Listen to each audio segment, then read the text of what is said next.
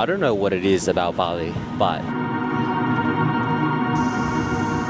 this is our favorite cafe in Bali. This is actually what I love the most about Bali. My barber is currently having a cigarette. I pray to God that he doesn't mess me up. People in Australia could never. Good morning. Day 1 in Bali. We have yoga at 11:30 a.m. I don't know why we're doing that, but it's currently 9:45 a.m. We're probably gonna go get a coffee, have a small breakfast, and then do yoga. And then afterwards, I'm going to go get a haircut, which I'm very scared about. I spent literally, I think like 45 minutes this morning researching all the local barbershops. I went through all of the reviews. I tried to look at like which barber was the best and which barber had the best reviews, which barber had Instagram pages and which barber don't have Instagram pages, because if they have an Instagram page, then it tells me that they're a little bit more passionate about what they do and they put in the effort to put themselves out there in social media. So it tells me that they're probably a little bit more competent. I don't know that, yeah, that's kind of the way that I think about it anyway. There's a cafe in Ubud that we really like. It's called Pison's. So we'll go there, we'll do a couple of hours of work. And then after a couple of hours of work, I don't really know what we're going to do after that.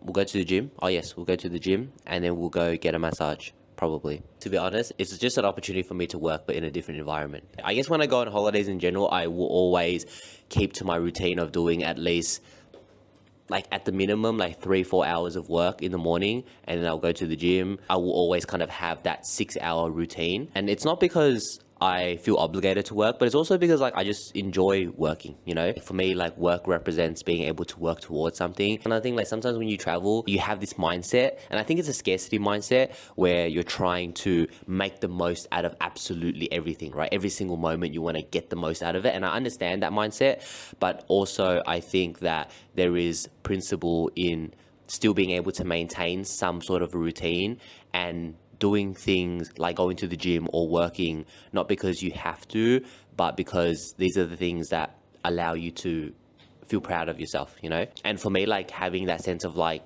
pride in yourself or having that feeling of self-belief is very important, you know? And that will probably make it a better holiday anyway. Like I tell my clients that if you go to the gym in the morning, like when you're on a holiday, you go through the day operating based on the fact that you know you've already prioritized yourself and you know that you've already done something positive for yourself. So yeah, that's just kind of the way that I think anyway.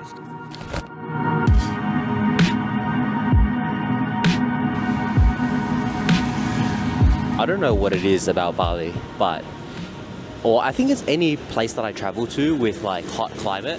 I find that I always naturally wake up earlier and I feel so much better and more like energetic in the morning.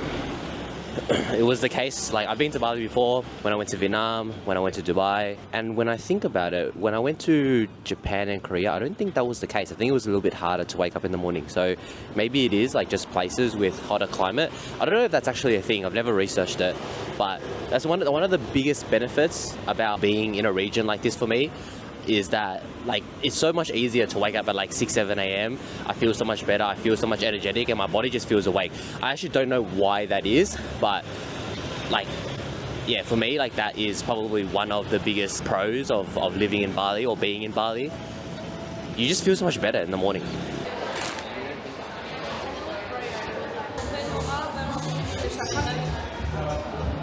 Alright, on the way to the yoga.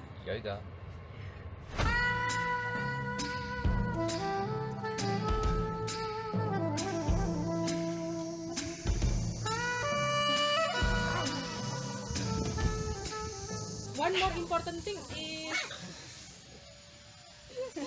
just fight and start to connect with your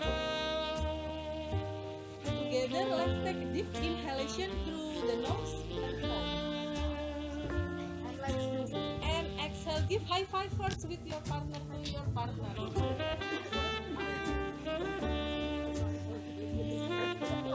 And exhale, stay. Hello, buddy. Oh. So we just finished yoga. The yoga itself was very basic, but the puppies were so cute. I think that was my first time doing a yoga class ever.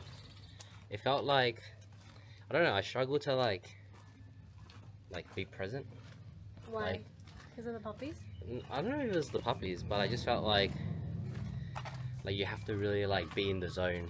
It's hard to like, when you're in those poses, you're obviously meant to like be present and you're meant to like, I don't know, like concentrate on stretching, but I find like my mind was just like constantly wandering. So I kept thinking about the puppies. I was not present at all. the barbershop was actually booked out. It's booked out until 5 and it's currently 2 o'clock. So I'm gonna do some deep work for 3 hours. So we'll do some work until 5 and then we'll go get a haircut. But this is the cafe. It's called Pison's. This is our favorite cafe in Bali. Well, it's the cafe that we went to last time around. And yeah, this is where I'll probably be doing a lot of my work or just going to eat in general. Obviously, it's given that like food is cheaper over here, but I don't know, it still kind of blows my mind. I've been to Asia a couple of times and I still can't get over like how cheap the food is, how good the food is. I can honestly say the quality of life is just so much better. It's like 10 times better. Yeah, it kind of makes me question like why am I living in Melbourne? But yeah, obviously there's a lot that I have in Melbourne, but sometimes it's a bit hard to grasp. If you walk in a little bit more, you will see it's like a rice field at the back. This is what it looks like. And yeah, they're just planting some crops. And if you actually look over here, there's like 2 people working right there. And this is actually what I love the most about Bali. Obviously, there are very modern amenities in a very rural place, but I actually love the rural part of it. You know, seeing everyday people just go about their day. Obviously, being a third world country, they don't have much, but their sense of fulfillment and how happy they are is pretty incredible, you know?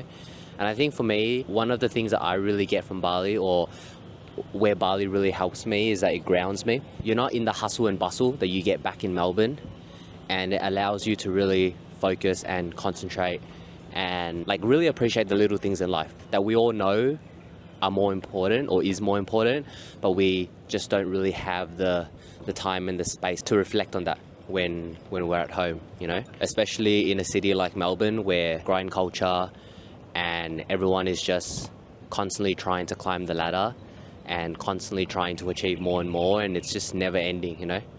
I come to Asia and there's just something very grounding about it.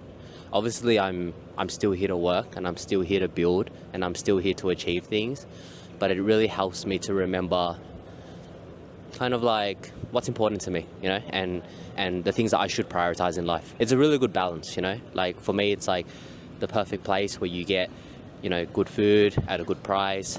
You get to be amongst like a really good culture. You get to, you know, just see everyday people enjoying life, and you get to, you know, have a really good environment to work. So all of these factors make Bali really great for me.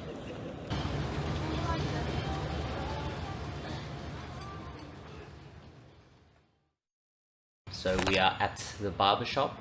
My barber is currently having a cigarette. I pray to God that he doesn't mess me up. Make a lot of videos. Yeah, I make videos. Okay. I do a lot of fitness content. Oh, fitness content? Yeah. Because I work as a fitness coach. I subscribe to your channel. Yeah. All finished. I like it. I think it looks pretty good. I really like that guy. He has been working at that shop for like 5 years, and he's actually opening up his own shop in the middle of Ubud, and his shop is opening next month, I think. So yeah, hopefully next time I can come back, or maybe if I'm in Bali for that long, I don't know, I'll come back and I'll see him at his new shop. But he had a pretty funny story. So when he was, I think, 28 years old, he was living with his parents in Jakarta, and they wanted him to go to university, but he didn't want to go to university. So he took all of his money and he just like ran away from home, and he moved to Bali so that he could pursue his dreams of becoming a barber. I thought that was pretty cool. I think we're going to go to the gym or get a massage, or I don't really know, but we'll see.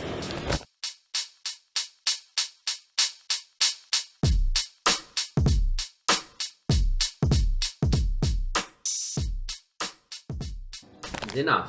So we have ribs with rice, a soup, I don't know what that is, and then we have chicken skewers with sweet potato fries, and then we have Babi guling.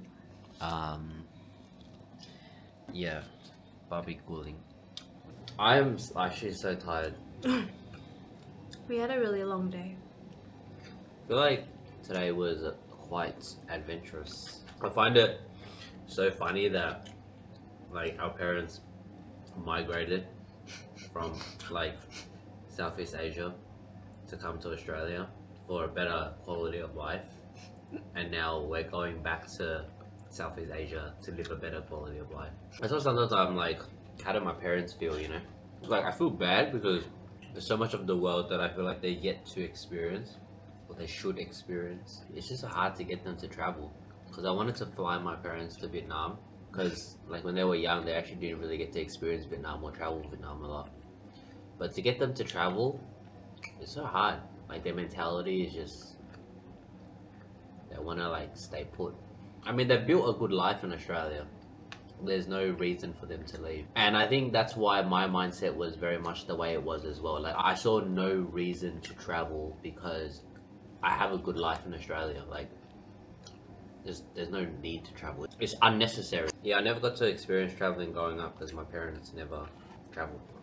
It's ironic because now I grow up and now I'm trying to be the thing that allows them to travel. So the last time I went to Bali, I had this moment. We were staying in this like pretty nice hotel, and I remember I was like sitting on the veranda and I was drinking my coffee in the morning, and I looked out to like the street, and there was this guy that I think it was like 8 a.m. in the morning, and the guy was like in his like sandals in an Asian squat pose, and he's just like hammering the concrete tiles, and he's just like he has this massive smile on his face. And then in that moment I was like, I'm so privileged. I was like, I'm so fucking privileged.